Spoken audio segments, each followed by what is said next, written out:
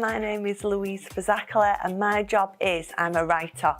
I mostly write poems, but I also write scripts for children's theatre, and I'm writing a book at the moment. Today we're in Widnes Library. The library is so important to me because you can't be a writer if you don't do a lot of reading, really. And I absolutely love reading, and I used to love reading as a child.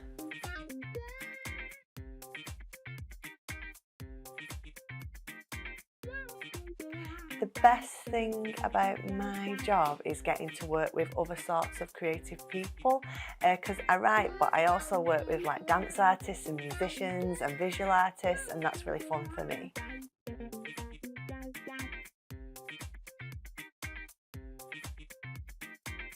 I worked as a poet on the Bleach Packers project, so it was really good because I got to work with a load of young people, share with them the history of the Bleach Packers, and then help them develop their creativity to write poems describing how we imagine the factory looked. Did it look like a dragon?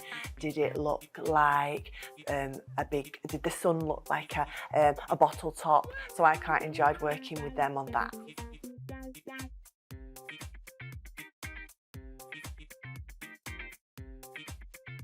When I was at school, I wanted to either be a ballet dancer or a vet, but I didn't have any animals and neither did I do dance lessons, so I didn't want to be a writer when I was at school. I didn't know what I wanted to do. I thought I might go and work in an office.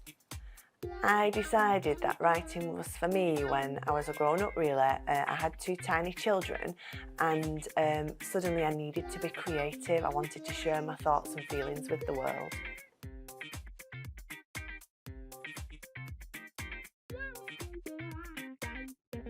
My favourite subject at school was definitely English because I loved reading all the stories and the scripts and the poetry, and I loved talking about how people use their imaginations. When I was at school, my favourite creative tasks were art, so I absolutely love drawing. I love music and playing instruments and being in choirs and orchestras, and I absolutely love drama. So for me, creativity is kind of like all those different art forms. It's just that I ended up choosing like writing as my speciality.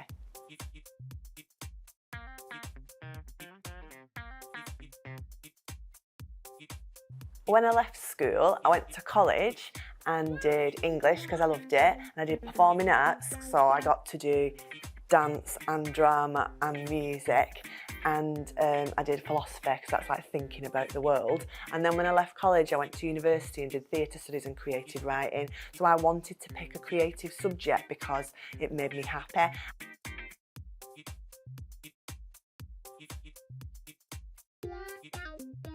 Most writers keep notebooks. I keep notebooks because I have ideas all the time. I'm never short of ideas. I don't get writer's block like that. So I do make loads and loads of notes. And then if I've got some time where I'm like, oh, I've got a good day today to do some writing, not sure what I want to do, I'll go back through my notebooks and have a little look and see if anything sparks. And I think, oh yeah, I want to write about that today. And because my job is being a writer, sometimes I get to write from my own ideas about things that interest me, and some of the things that interest me might be if I've got some sort of problem or like I'm not happy about something, you know, like climate change or homelessness or something that makes me feel a bit sad or unhappy, then I might think I want to write about this because I want to change people's opinion, or I want to kind of work out how I feel about it. So that's one sort of writing I do. And then the other sort of writing I do is when people come to me and say, please will you write a poem about a park? Please will you write a poem about a hamster? And then I have to think, what interests me about parks? What interests me about hamsters? I wouldn't normally have written those poems, but because someone's paying me because it's my job, then I've got to use my imagination to think, how can I kind of get into that topic?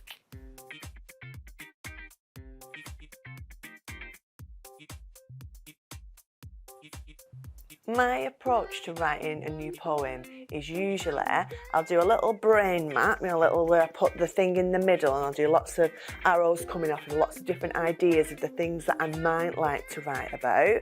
And then I might think, oh, there's 3 things I'm a little bit interested in. And then I would write just a big long chunk of writing, a big page, like an A4 page full of ideas and writing. I'll just write and not worry too much about if it's any good or if it's like bad. I just write lots of that stuff down, and then I'll turn my editor on, have a little look at everything I've written and start underlining things. So I'll underline the stuff that I love and I think, yeah, more like this. And the things I don't like, I tend to put it in brackets.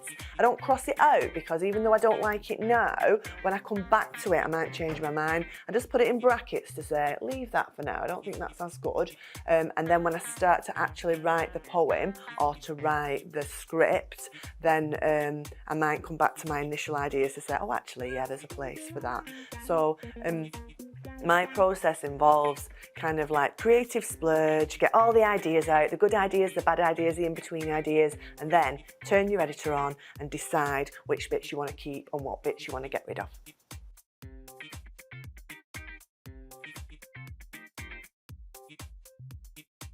One of my favourite pieces of artwork at the moment is a film called Coraline. You might have seen it. Some people find it a little bit scary, but I like it because Tim Burton, who's like the director on it, he does all these sort of like interesting drawings and he does interesting weird poems about things like a boy who is half a toaster, and I like that sort of thing where you imagine all these crazy creatures. So I really like Coraline in it as well because there's a cat in it, and lots of my poems include cats, and there's a girl who feels a bit sad and she goes on this journey. So Coraline's like something I find quite inspirational at the moment. I like the artwork, I like the music, and I like the words.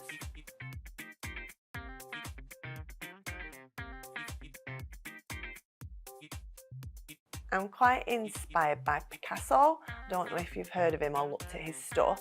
The reason I like Picasso is this. He did this training to be a very, very realistic artist. So he spent years learning how to paint what he could see, and he did it really, really well. And then later on, he thought, actually, I want to see the world in a different way. So he began to draw things in quite abstract ways, using different shapes and colours. And as a poet and a writer, that's kind of part of my job. So I can write about things in a very realistic way, or I can choose to use my imagination and look at things in a different way. So I might think, oh, it's not the sun, it's the light from a torch, or it's not the sun, it's a gold penny. And I like that using your imagination in my writing.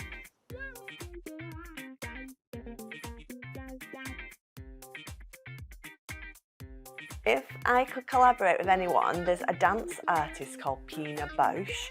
I think she might be dead now, but the reason that I like her work is because she has a huge stage and she does like crazy stuff on it. So she's got one piece where she drops all these dead leaves from the stage and the dancers dance in it. And I like working with dancers because when you watch dancers dance, you don't really know what's happening. So I always think if I put a poem or some words over the top, it would help the audiences make sense of it. So I like the idea of all these dancers doing ballet and jumping up and down in all these leaves, and then my words are like heard over the top.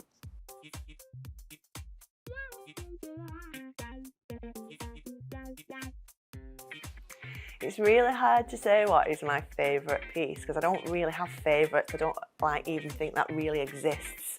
But because you've asked me the question, one thing I'm enjoying that I am sharing with children and young people at the moment is a poem called Naughty Nana.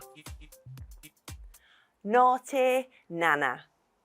Naughty Nana had green hair. Naughty Nana was a punk. Naughty Nana was a retired school teacher. Naughty Nana pulled crazy stunts. Naughty Nana, save the badgers! Naughty Nana, save the whales! Naughty Nana went on protests and Naughty Nana told crazy tales, and Naughty Nana taught Louise 4 things she needed to know if she was ever feeling sad or tired or flat upon the floor. Naughty Nana said, dance and play your music really loud. Naughty Nana said, play outside, you'll make me really proud. Naughty Nana said, make something, write a story, bake a cake, build some Lego, Drew a poem, just create. Naughty Nana said, help someone.